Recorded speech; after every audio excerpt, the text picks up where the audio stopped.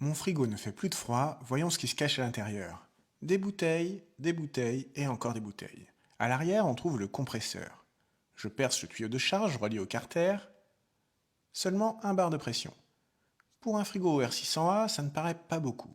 Sur la plaque signalétique, il est indiqué 43 grammes de fluide, soit l'équivalent d'environ 15 litres de gaz détendu à la pression atmosphérique. En récupérant le gaz dans un ballon, j'estime qu'il n'y a que 2 litres, soit environ 6 grammes. Il y a donc bien une fuite dans le circuit. Le R600A, c'est de l'isobutane, un gaz hautement inflammable. Avec seulement 150 ml, soit 100 fois moins que ce qu'il y a dans le frigo, on peut créer un mélange explosif dans 4 litres d'air. La réaction est violente, soyez donc très prudent si vous le manipulez. Je libère maintenant le compresseur en coupant les tuyaux d'aspiration, de refoulement et son câble d'alimentation électrique. Dans le compresseur, il y a de l'huile que je vidange avant de l'ouvrir. À l'intérieur, on retrouve un moteur électrique qui entraîne un piston chargé de faire circuler les vapeurs de fluide.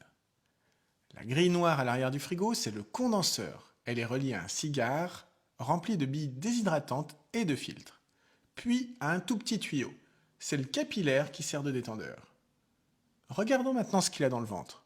Dans le congélateur, on retrouve 2 grilles. Ce sont les évaporateurs. Eux aussi alimentés par un capillaire. À l'intérieur, un ventilateur souffle l'air froid et au-dessus, une carte électronique pilote l'ensemble. Dans la partie réfrigérateur, bien caché derrière une couche de plastique et une feuille d'aluminium, on découvre un serpentin en aluminium. C'est l'évaporateur. Le fluide frigorigène s'y évapore en absorbant la chaleur.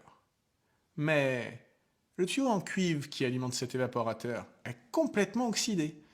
Il a dû percer, laissant s'échapper le gaz. Voilà pourquoi le frigo ne fait plus de froid. Et c'est pour ça qu'on ne recharge jamais un circuit frigorifique sans trouver et réparer la fuite. Sinon ça recommence. Pour mon frigo, ce sera donc direction le recyclage.